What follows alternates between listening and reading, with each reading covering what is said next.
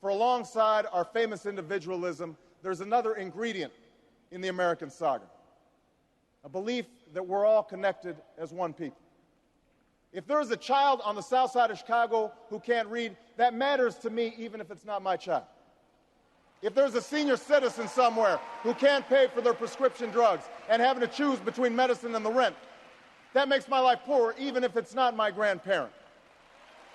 If there's an Arab American family being rounded up without benefit of an attorney or due process, that threatens my civil liberties. It is that fundamental belief, I am my brother's keeper, I am my sister's keeper, that makes this country work. It's what allows us to pursue our individual dreams and yet still come together as one American family. E pluribus unum, out of many, one. Tonight, there is not a liberal America and a conservative America. There is the United States of America. There is not a black America and a white America and Latino America and Asian America. There's the United States of America.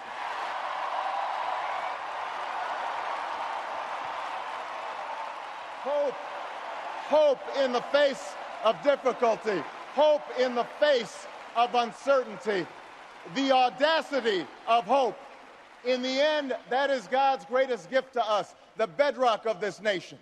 A belief in things not seen. A belief that there are better days ahead. And out of this long political darkness, a brighter day will come. Thank you very much, everybody. God bless you. Thank you.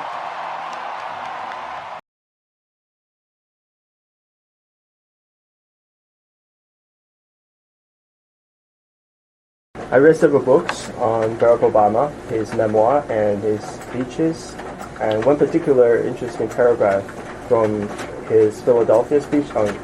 That's his very best speech. Yeah, and he walked a very fine line between making his stance clear to people because of voting rights controversy, but he also emphasized that it's an original sin in the United States, so he made it very subtle. I think that was his most difficult speech to give. Yeah.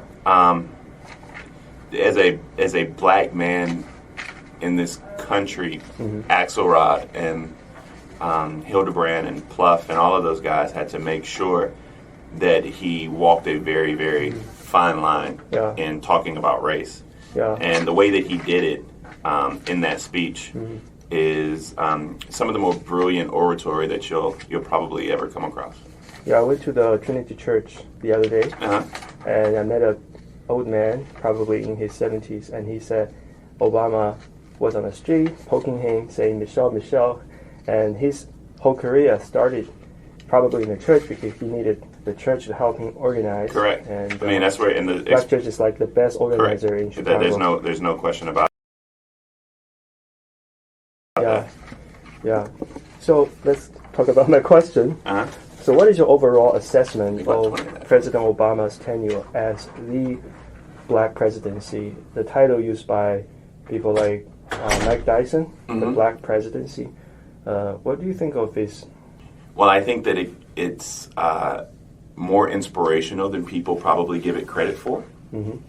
I think that when you talk about abstract ideals, like what he stood for, how far this country has come from slavery to having a black president, and everything in between, Jim Crow, oppression, degradation, segregation. His presidency means so much. But as history is written, his policy changes are probably going to be right up there with some of the greatest presidents we've ever had, like a FDR or a Lincoln. Yeah. James Baldwin coined a phrase, the burden of representation. So what do you think of this idea exemplified by Barack Obama? How did he handle this burden of representation? He seemed to be more racially neutral after he took the presidency. He used to be very progressive in his legislation in Illinois, but when he became the president, he tried to be more central. And yeah, he had to walk a line, and there were times in which reality slapped him in the face. Yeah. Trayvon Martin, for example, Yeah. When he said that this could have been my son. Yeah, that's very moving. Very moving, very emotional. When I got a chance to spend time with him in Charleston after my friend was murdered in the church, and he sang Amazing Grace. Yeah. Very moving. And so he didn't wear his blackness on his sleeve, if that makes sense. Yeah. Yeah. But he was always, I mean, he never shied away from who he was. Yeah. I think that's probably the best way to summarize it. Great. My second question is about Trump. And President Trump has probably made it very explicit that if he is anything, he is first and foremost anti-Obama. Correct. But it is both naive and wrong to say America has become post-racial after Obama. But some optimists would say the goalpost has been moved and the big step toward more racial equality is made because of Obama's presidency, despite the rollback by Donald Trump. So what do you think of this goalpost has been moved argument? Well, I don't think that Donald Trump has shown us anything new. I think the racism that we see in a Trump presidency has always been there. He just utilizes language that emboldens these individuals and allows them to literally and figuratively take their mask off. Yeah. There used to be a time when the KKK wore, Yeah. The hoods, and now people are rallying with nothing on their faces, unashamed, unabashed, that they dislike immigrants or they just hate black people. Yeah. And so we're not post-racial by any stretch. The people who thought we were there just weren't paying attention to the world around us. And Ta-Nehisi Coates wrote a great piece about about the first white president. Yeah. Yeah. So I read a piece by Obama. He said when he was in Chicago, he was largely inspired by Harold Washington's election. Of course. And he also wrote that 1966, Martin Luther King came to Chicago for the freedom movement, open housing movement to be more specific. And he was knocked down by a white guy with a stone, and he fell on one knee, and he was interviewed by probably Chicago Tribune and said that he has never seen people as hostile as that's also Chicagoan. That's also part of the uniqueness of Barack Obama being born in Hawaii, from a Kansan and Kenyan mother and father, and then living in Chicago, because in the South, that's something that we deal with on a regular basis. Yeah, I think he had some sort of historical perspective. He said that the seed was planted when Martin Luther King came to Chicago. And then it burgeoned when Harold Washington became the first black mayor. Yeah, I mean... Probably he was the flower. Do you know who ran Harold Washington's campaign?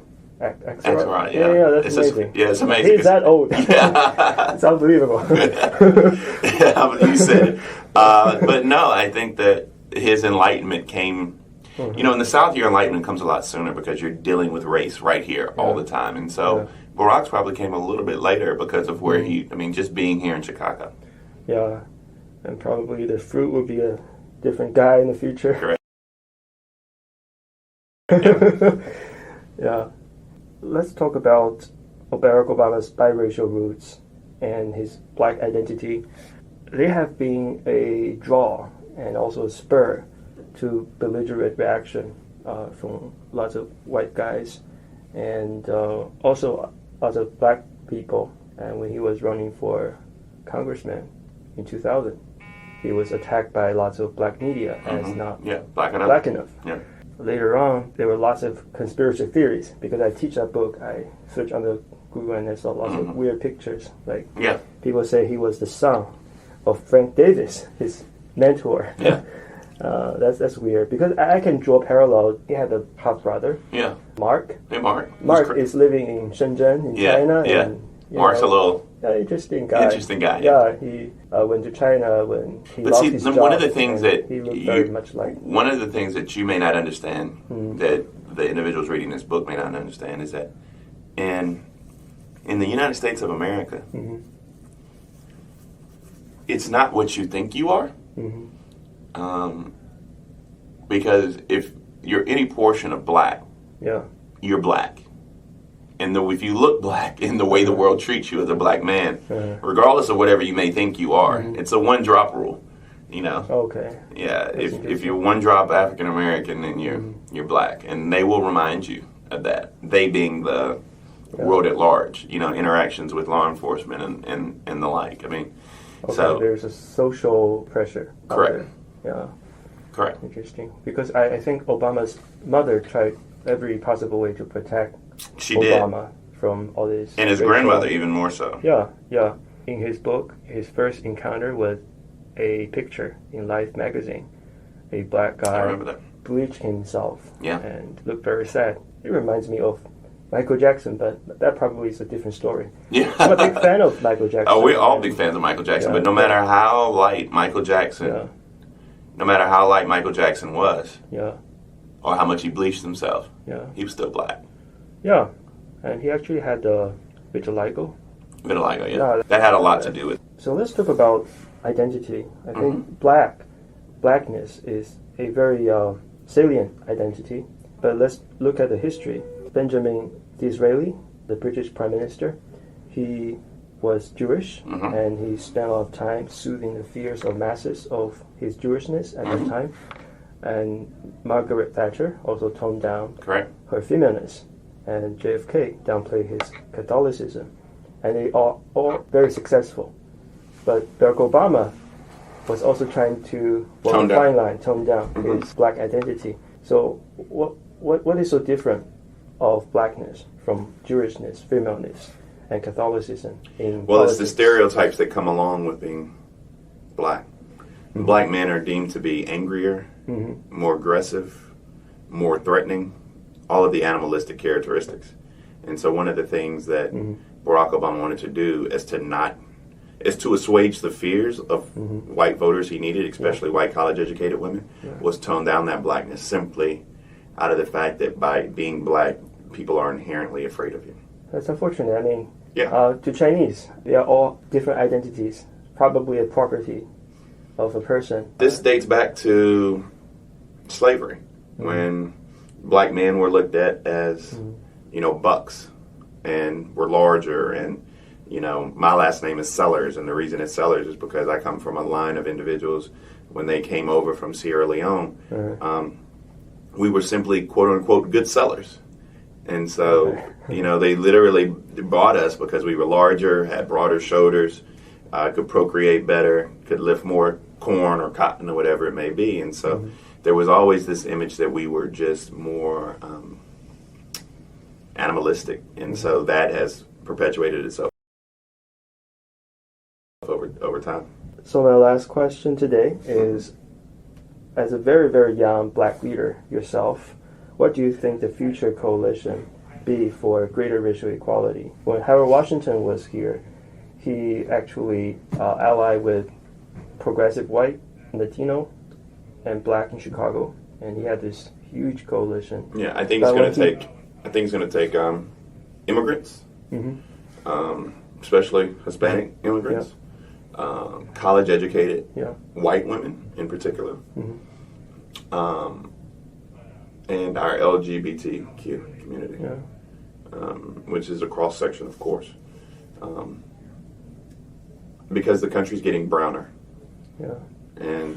But as United States become more receptive to Asians, I mean, there are more Asians coming here. The Asian American Pacific Islander. Pacific Island, Yeah, for sure. I mean, there's no question. I was looking at statistics on AA. They refer to as AAPI voters. And they had the highest voter participation, although the percentage is small, of that small percentage of Asian Americans and Pacific Islanders. 70% of them actually voted. So that's abnormally high. Yeah. What do you think of Chinese immigrants? I mean, I went to Los Angeles, and there was a state senate leader, Bob Huff. He was very popular there because he advocated for lots of Chinese, and there was a Jimmy Kimmel show. It was a very controversial comment. I remember that. And he was very supportive of Chinese grievances at the time. So it seems like there are lots of Chinese who are very supportive of Republican, or more explicitly, Donald Trump, because of a division. I don't understand. That's something that you would have to explain to me more so than me explain to you. So I just want to, maybe I should explain a little bit, but it seems to me that lots of Chinese parents, they are probably the first generation immigrant. They are so invested in some Chinese way of thinking. Like education is about having high grades. Yeah. It's all about meritocracy. It fits into Chinese narrative.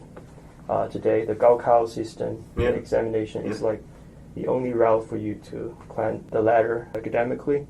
So lots of them brought this habit in here, and they don't buy the diversity argument. Yeah. If you argue with them, it's about diversity, we'll say, I don't buy it. Yes. In China, we don't have diversity. We don't have racial diversity. Everything's meritocracy. But China also doesn't have the history of integration and correct. Yeah. So they have this with them. I think probably young people may have a different mind. They are the second generation. The second generation, you, for example, would have a different thought process. Yeah. Are you second generation or? No, I came here 3 years ago. Okay. I'm having my degree here. So it's gonna. So you're first generation. I'm not actual immigrant. I just study here. Oh, you just study here. Yeah. Are you going to student? Are you going to immigrate? I don't know. I have to finish my PhD first. And what's your plan? Do you want to go home or you want to? I think both are fine. I like to travel. Right now, it's not clear to me where I should go, but it's interesting to understand America deeply, especially. And you're not delving into something that's easy to understand. Because one of the things that I think you're learning, and hopefully your students, and I know that you have to get out of here, but these concepts of Americanism and race are nuanced. Yeah. Very nuanced. It's nothing that you can just, paint a broad brush over. Yeah.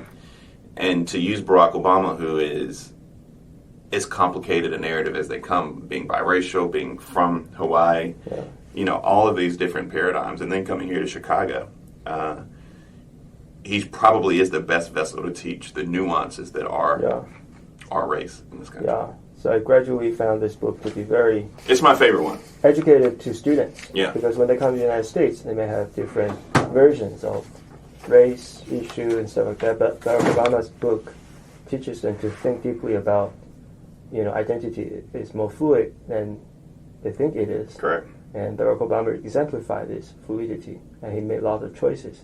There was a period when he was angry about why should I make choices? Why should I take sides?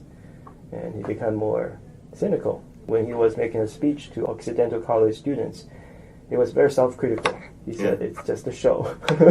So this book is really...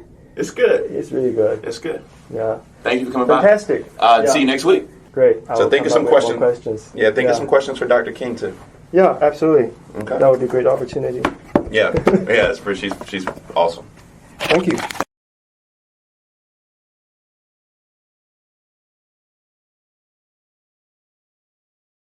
So this time I have a more structured collection of questions. Okay. They are all focused on...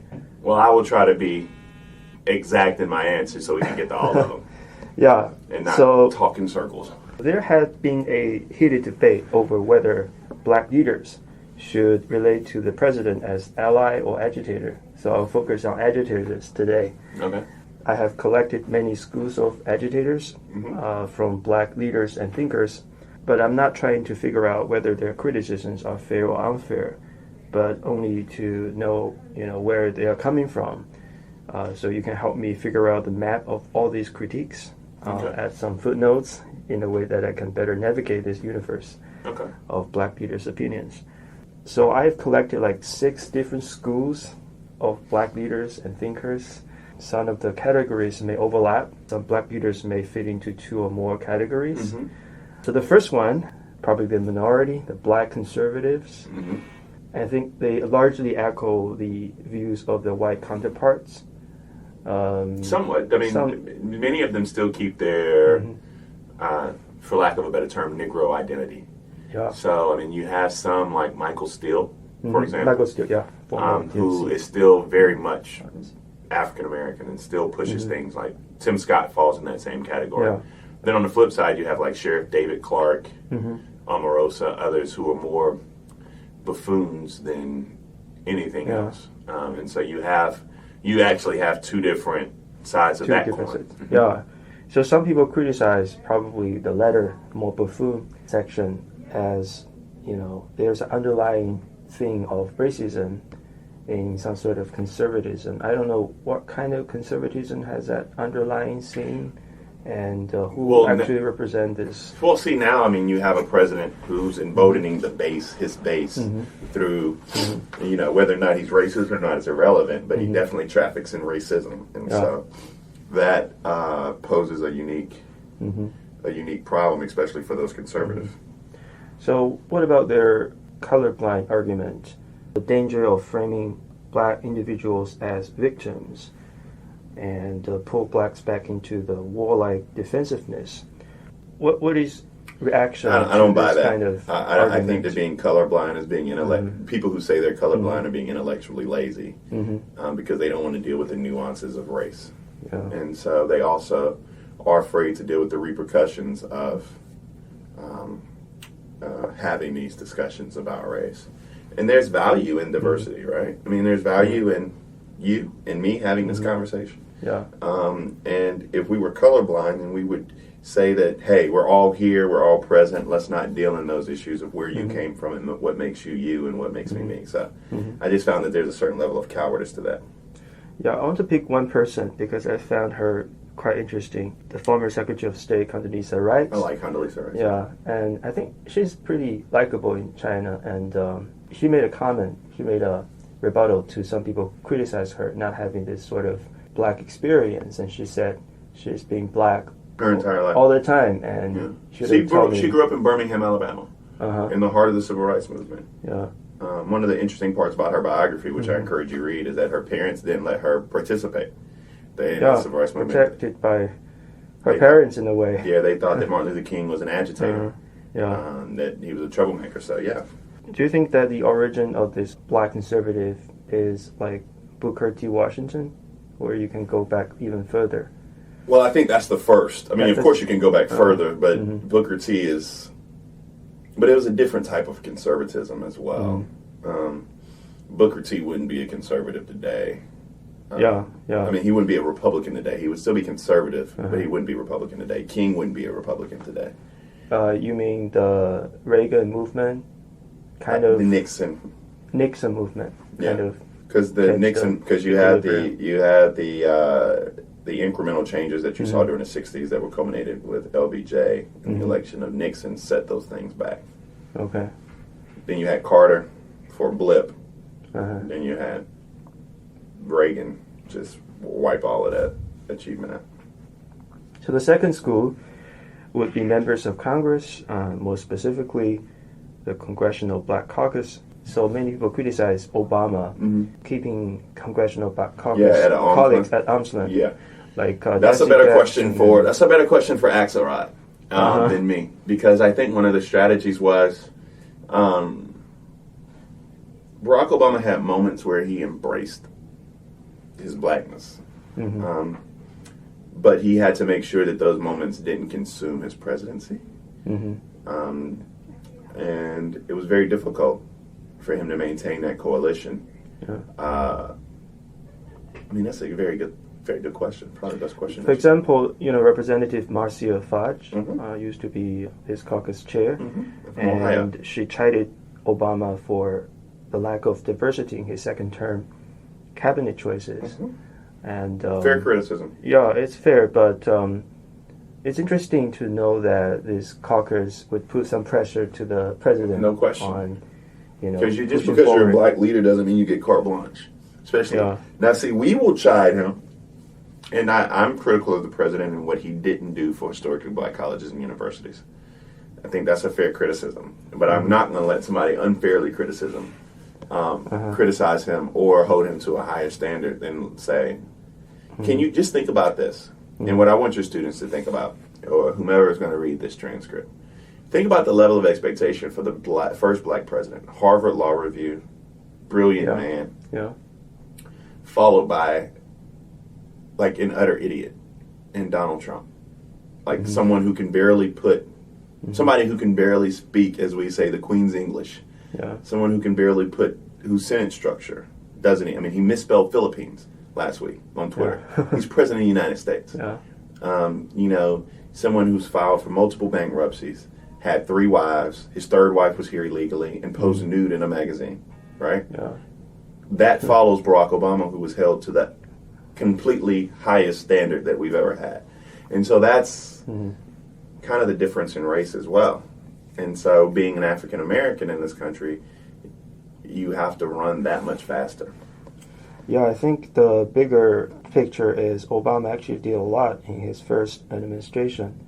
He actually increased education funding for black colleges and universities.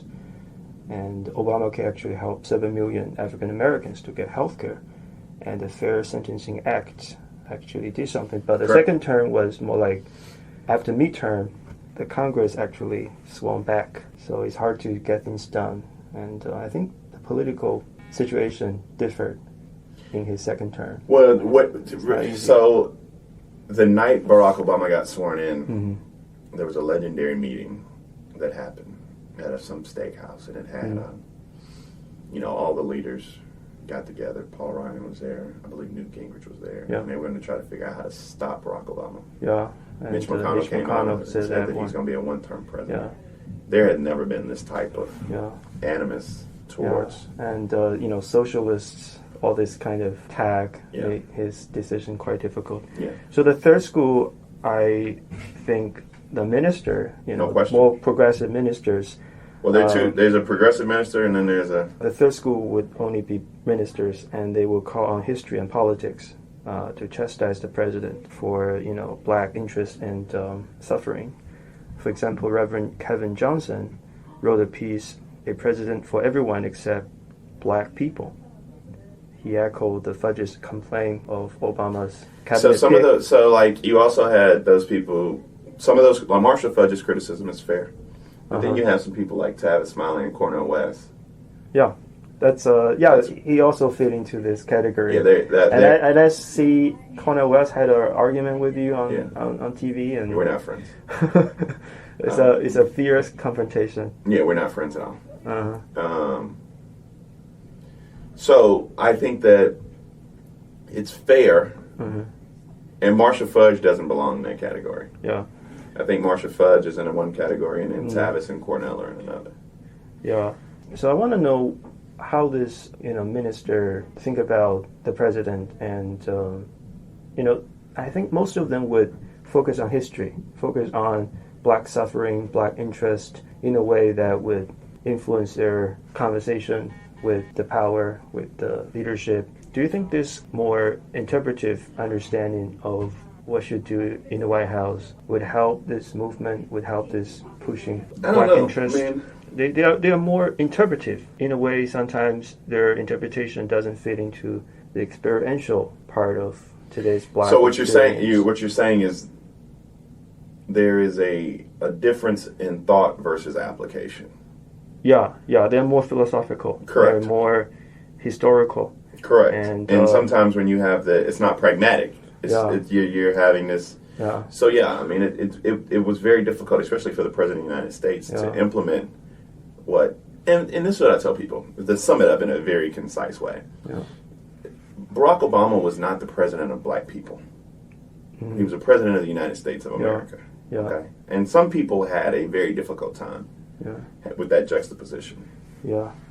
So the fourth school would be more specific. Okay. The black feminist critics. And I read a piece by Kimberly Crenshaw, and he coined this intersectionality, being female and black. Mm-hmm. And I love Kimberly. Kimberly Crenshaw is one of the best thinkers of our generation from UCLA. Yeah, I read her piece in my first year as a master. That was a required piece. And she talked about erasure of female of color. There was a criticism on Obama's My Brother's Keeper initiative. This is a good, African-American way of saying things, but it was critiqued by some feminists, saying that black women actually did the fighting, the organizing, the praying, the rearing, the fussing, the protecting, the loving, and the losing. However, black women have the lowest net wealth, like $100, that's the median wealth for black female. 96% of black women actually voted for Obama compared to 87% of black men. So what do you think of this female grievance, female anger? It's fair. Mm-hmm. However, you have some societal pressures that are different. It doesn't mean that the pressure is greater. It's just different on African American men. Mm-hmm. And we're losing generations of African American men. And so I think that there has to be a dual focus. One of the things that are you coming today to the... Yeah, absolutely. Donna Brazile, one of the things we'll talk to her about is, her sacrifice for African American men and how that, it's a good question to ask, that versus being a black woman. She's a part of a group of women called the Colored Girls, which run American politics, Democratic politics. And so she'll be able to talk about all of those individuals who are part of that and what they mean. From a Chinese point of view, this would be an issue, the river rise, and the boat would also rise. But in the United the water's States, choppy though. But in the Boats United don't States, rise like that. Yeah. In the U.S., it's choppy as hell. Yeah. So like, what you just articulated is a very good point. In theory, that's the difference between theory and pragmatism.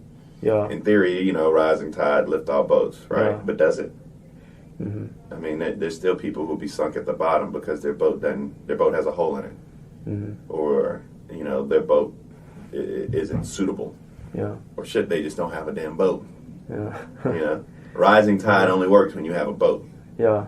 So probably female, they have so many burdens. Correct. Single mother and domestic violence, or they don't have a boat. So the fifth school would be the left-wing critics, more on the foreign policy front.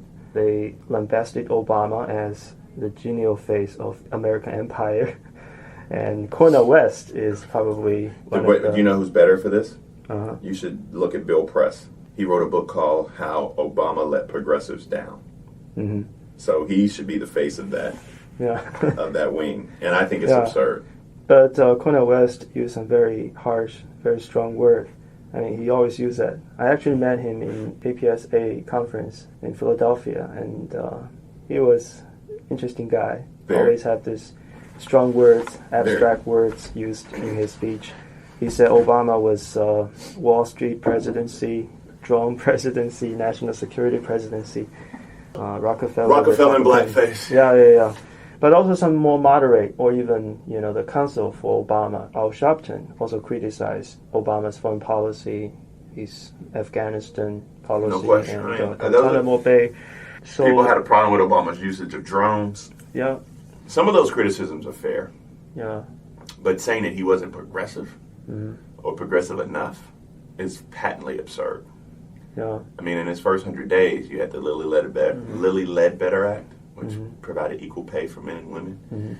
Reauthorized the CHIPS program. I mean, just the list goes on and on and on. Don't these guys know that being a president means you have to make use of instrument of state? They don't care. And Cornel West you have to be a leviathan in a way that Cornel West doesn't care. Cornel West found a lane, an entrepreneurial lane, where he could be black on the left and be opposed to Donald Trump.